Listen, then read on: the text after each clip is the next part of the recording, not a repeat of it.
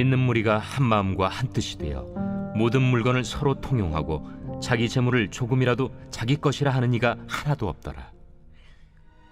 사도들이 큰 권능으로 주 예수의 부활을 증언하니 무리가 큰 은혜를 받아 그 중에 가난한 사람이 없으니 이는 밭과 집 있는 자는 팔아 그 판 것의 값을 가져다가 사도들의 발 앞에 두매 그들이 각 사람의 필요를 따라 나누어 줍니다. 그부르에서 난 레위족 사람이 있으니 이름은 요셉이라. 사도들이 일컬어 바나바라 하니 번역하면 위로의 아들이라. 그가 밭이 있음에 팔아 그 값을 가지고 사도들의 발 앞에 두니라.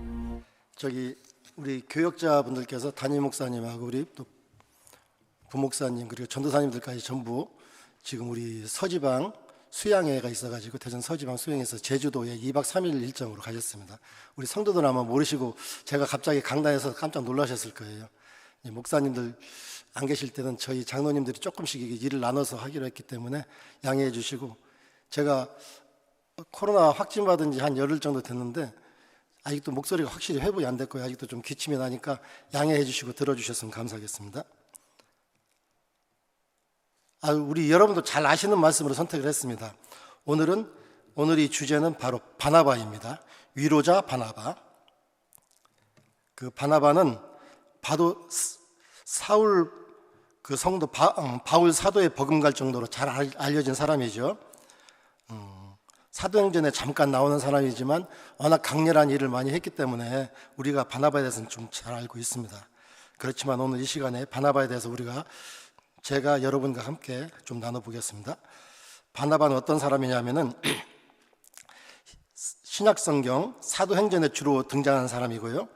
또 바울과 친했기 때문에 바울 사도가 쓴 고린도전서, 갈라디아서, 골로새서에 한 줄씩 잠깐 언급되고 있는 사람인데요.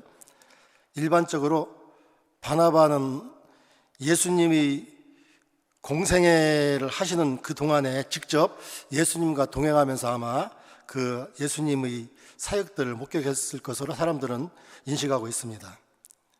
그래서 예수님을 직접 본 사람 바나바입니다. 그런데도 불구하고 12사도의 반열에는 들지 못했습니다. 그렇지만 또 성경에 보면 12사도 외에도 70명의 제자가 있다고 하는데 그 70명의 제자들 이름이 일일이 나와 있지는 않지만은 아마 그 중에 한 사람이지 않을까 하고 추정이 되는 사람인데요.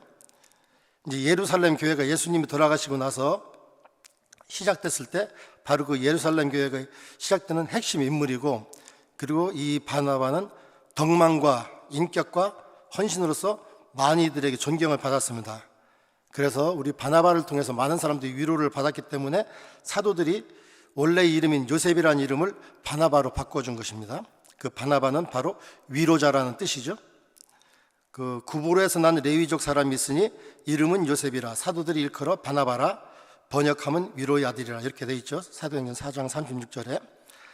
구불은 어디냐면은 지금 이 키프로스 지역입니다. 그 키프로스 지역은 그 날씨가 따뜻하고 해가지고 지중해 해안수성 기후로 말미암아 포도나 기름, 무화과나무, 꿀, 밀 등이 생산되는 아주 비옥한 지역입니다.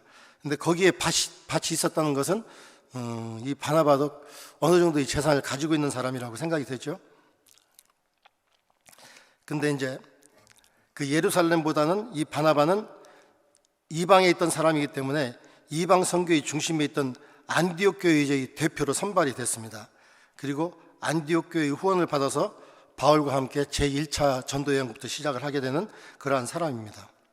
지금도 키프로스에 가면은 바나바 기념교회가 있고요.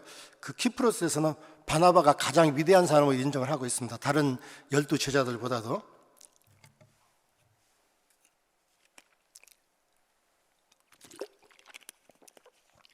그리고 바나바는 레위인이었기 때문에 아마 학식과 말씀도 아마 풍성했던 사람이었을 것 같습니다. 그래서 많은 사람들이 바나바에게 2개의 별명을 붙여주고 있는데요. 첫째는 이름 그대로 위로자라는 뜻이고요. 둘째는 이 바나바는 누군가에게 디딤돌이 되어줬던 사람입니다. 이 바나바라는 사람은 지적질하고 가르치려는 사람이 아니고요. 충분히 실력도 되고 그 위치구도 되고 함에도 불구하고 위로자의 삶을 살았던 사람입니다. 자기 자신을 낮췄던 사람이죠. 우리가 꼭 닮아야 될 사람 바로 바나바입니다. 이 바나바는 디딤돌이 되어서 누군가를 높여줬는데요, 여기서 그 누군가가 누구냐면은 기독교 역사에서 가장 중요한 대표적인 사람 바로 사도 바울입니다. 바울이 아직 사울이었던 시절, 왕따였던 시절에 그가 우리 기독교계에 정착하는데 가장 큰 역할을 한 사람이 바로 바울이죠. 사도행전 9장 1절에 보면은 사울이 주의 제자들에 대하여 여전히 위협과 살기가 등등하여 대제사장에게 가서 이렇게 딱 되어 있습니다. 이미 이 사울이라는 사람은 단순히 기독교를 비판하는 그런 사람이 아닙니다. 직접 행동으로 기독교를 말살하기 위해서 행동으로 나섰던 사람인데요, 위협과 살기가 등등했었습니다. 위협은 겁도 주지요, 살기는 죽이려고 하죠. 그런데 이 사울이 다메섹 가는 길에 예수님을 만나고 회심하게 되는 사건이 일어났습니다. 그러면 이제 회심을 했기 때문에 기독교에서는 야, 잘됐다, 저 사람이 회심했으니까 우리가 받아줘야겠다, 그렇게 하진 않았을 것 같아요. 사도행전 9장 26절에 보면 사울이 예루살렘에 가서 제자들을 사귀고자 하나 다 두려워하여, 이렇게 되어 있습니다.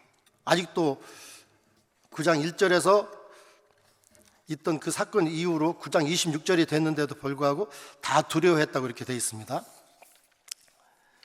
비난하고 멸시했던 것이 아니고 철저히 잡아들여 기독교를 말살하려고 했던 그런 행동했던 인물이기 때문입니다. 회심했다고 하는 것을 절대로 순순히 믿을 수가 없었던 것입니다. 그래서 두려워했던 것이죠. 혹시나 신천지나 통일교나 이단에서 지도자로 활동했던 사람들이 회심했다고 해서 정통 기독교에서 그 사람들을 받아들이고 지도자로 받아들이는 것이 쉽지는 않을 것입니다. 근데 이제 가장 중요한 것이 바나바의 행동이었습니다. 사도행전 9장 27절에 보니까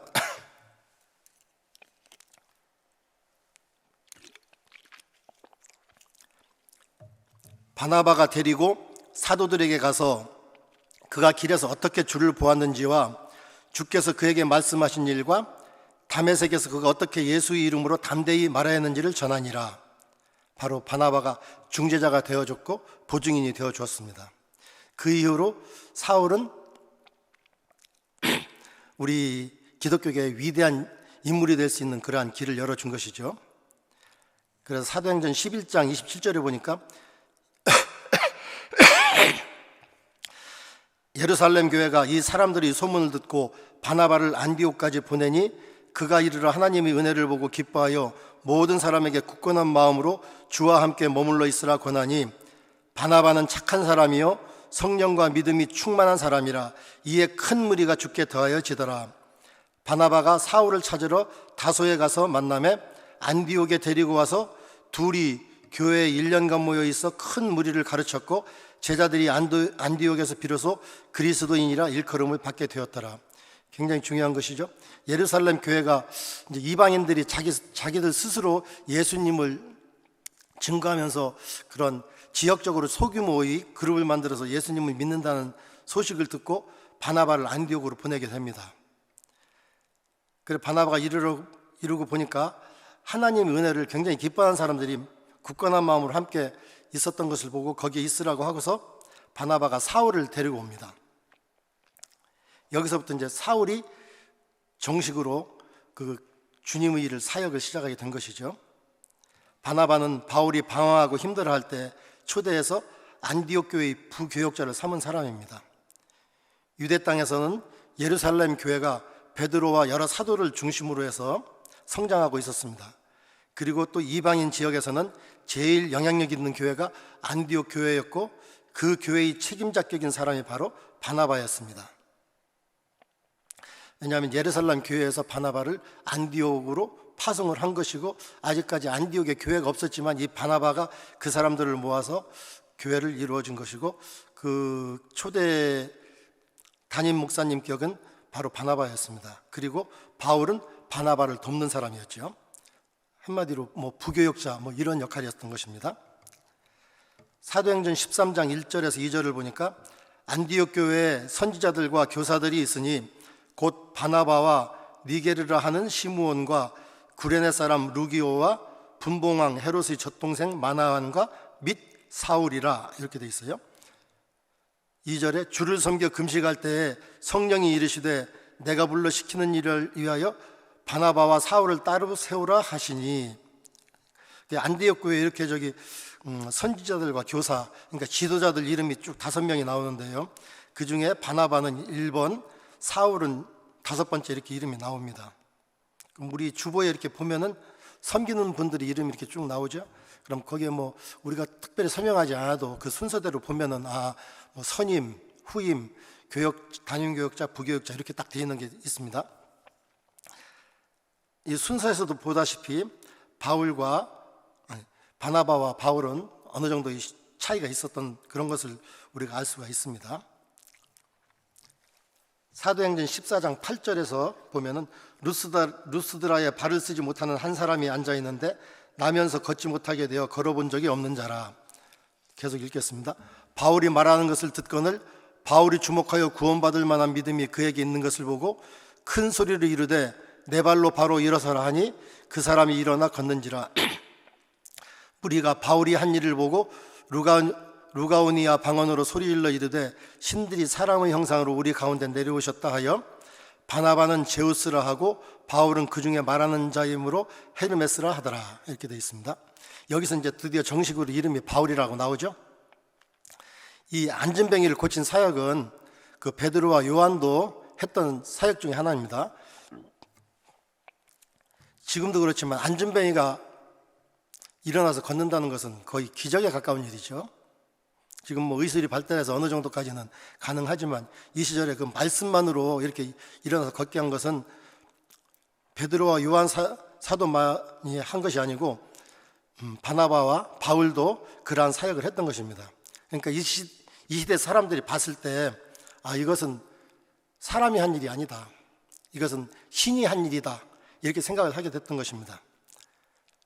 이 루스드라는 그리스에 속한 지역이었는데 이 주민들이 보고서 이들을 제우스, 헤르메스에 비유를 하게 됩니다. 그런데 그리스 신화에서 보면 제우스는 우리 기독교 역사로 보면은 최고의 신, 하나님의 버금가는 신이 바로 제우스고요. 헤르메스는 전하는 자, 그러니까 제우스의 명령을 받들어서 어디에 가서 명령을 전하고 하는 뭐 비서실장격, 대변인격인, 우리로 치면 가브리엘 선지자, 가브리엘 천사 정도 되는 그런 것입니다. 그러니까 이 이방인들이 눈에 보니까 바나바와 사울의 입장이 한 사람은 제우스, 한 사람은 헤르메스 이렇게 딱 볼 수 있을 정도로 한 사람은 굉장히 권위 있는 사람, 한 사람은 비서 정도 이렇게 그들의 눈에도 그렇게 보였던 것입니다. 이때만 해도 이렇게 바울과 바나바는 어느 정도 이렇게 남들이 눈에 보기에는 좀 차이가 있었던 것입니다. 그렇게 했음에도 불구하고 전도가 점점 잘 돼가면서 바나바는 자기보다 열심히 있는 바울을 이제 전면에 내세우게 됩니다. 그리고 자신은 조용히 섬기는 자로 살아가게 됩니다. 우리 눈에도 굉장히 대담한 사람이죠. 자기 많은 사역을 바울에게 내주고 바울이 이제 먼저가 되는 것입니다. 사도행전 15장 2절을 보니까 바울 및 바나바와 그들 사이에 적지 아니한 다툼과 변론이 일어난지라 형제들이 이 문제에 대하여 바울과 바나바 및 그 중에 몇 사람을 예루살렘에 있는 사도와 장로들에게 보내기로 작정하니라 하고, 이 성경 사도행전에 보니까 한 15장쯤 되면은 바나바와 바울이라고 하지 않고 바울과 바나바라고 쭉 이렇게 계속 나옵니다. 그러니까 이제 뭐 전세가 역전됐다기보다는 바나바가 바울을 잘 섬기고 도리어 그렇게 했던 것을 우리가 알 수가 있는 것입니다. 그러니까 바나바는 함께 있으면 위로가 되는 사람이고 또 누군가에게 디딤돌이 되어주는 사람입니다. 우리 기독교 역사에서 가장 중요하신 분이 바울 사도일 거예요. 왜냐하면 수많은 저서를 지어서 우리에게 그 말씀을, 주님의 말씀을 우리에게 전달하신 분들인데, 이 바나바가 기독교에 잘 정착하게 된 것은 바로 이 바나바라는 사람의 역할이 굉장히 큰 사람입니다. 저기 남극에 가면은 펭귄 떼들이 있습니다. 펭귄들이 보통 이제 육지에서 사는데 그들이 먹이를 구할 때는 남극 대륙에는 먹이가 없습니다. 바다로 꼭 들어가야 되는데 그 펭귄도 조류에 속하기 때문에 숨을 쉬어야 하기 때문에 육지에만 있어야 됩니다. 평소에는. 근데 이제 먹이는 바다에 있습니다. 이 펭귄도 먹어야 되니까 바다에 들어가야 되는데, 바닷속에 가면 풍부한 물고기들이 많이 있어서 얼마든지 잡을 수가 있는데, 단지 한 가지 문제가 있습니다. 펭귄보다 더 큰 바다 표범이라든지 이런 포식자들이 펭귄이 바다에 들어오는 그 시간을 기다리고 있습니다. 펭귄들을 잡아먹기 위해서. 펭귄도 알고 있고 바다 표범도 알고 있습니다. 우리가 들어가면은, 근데 펭귄은 굉장히 몇백 마리, 몇천 마리 되기 때문에 들어가면은 뭐 다 죽진 않습니다. 한 몇 마리만 먹으면 바다 표범은 충분히 하는데, 희생하기가, 펭귄들이 희생하기가 자기들 생각에도 쉬운 일이 아닙니다. 그렇지만 어쨌든 그들은 바다에 들어가야 됩니다. 그럴 때 가장 먼저 뛰어들어가는 펭귄이 있습니다. 그 펭귄을 뭐 퍼스트 펭귄이라고 하는데요, 어쨌든 들어가야 할 거 내가 들어가야겠다. 바로 이 바나바 같은 사람입니다. 그 동물의 세계에서도 항상 보면은 위대한 자, 용감한 자들이 있습니다. 자기의 희생을 통해서 다른 펭귄들이 물고기를 잡으러 들어갈 수가 있게 되는 것입니다. 그래서 바로 오늘 제가 여러분과 나누고 싶은 말씀은, 우리가 디딤돌이 되어주는 사람, 누군가 함께 있으면 위로가 되어주는 사람, 함께 있으면 행복한 사람, 바나바 같은 그런 사람들이 되기를 우리 성도들과 함께 나눠봤습니다. 잠시 기도하겠습니다. 미명에 일어나 새벽 기도에 참석한 모든 성도들이 예배 후 각자 간구하는 기도의 제목마다, 기도의 내용마다 하나님이 응답하신 은혜가 충만하게 하여 주시옵소서. 기도하며 회개하는 심령들이 죄사함과 용서함을 받고 웅변 날개를 달도록 용서해 주시옵소서. 끝나지 않는 코로나로 인해 영적으로, 물질적으로, 육체적으로 큰 타격을 입고 힘들어하는 성도들이 계십니다.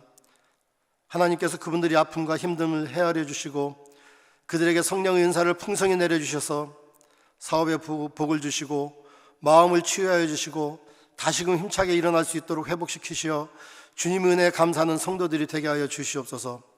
코로나 때문에, 질병 때문에 두려워하거나 겁내지 않고 이 상황이 우리에게는 위기가 아닌 교회의 본질이 회복되고 믿음이 더 굳건해지는 기회로 삼게 하여 주시옵소서. 오늘도 우리 성도들 삶의 현장으로 나갈 때 주님께서 동행해 주시고 희락과 평강과 행복이 넘치며 맡겨진 일에 성실하게 최선을 다하여 승리하는 하루가 되게 하여 주시옵소서. 교역자 수행이 중인 대전 서지방의 교역자들께서 휴식을 통하여 재충전하고 즐겁고 행복한 시간을 보내시고 건강하고 안전하게 사역의 현장으로 귀가하시도록 주님께서 동행하시고 인도하여 주시옵소서. 예수님의 이름으로 기도드립니다. 아멘.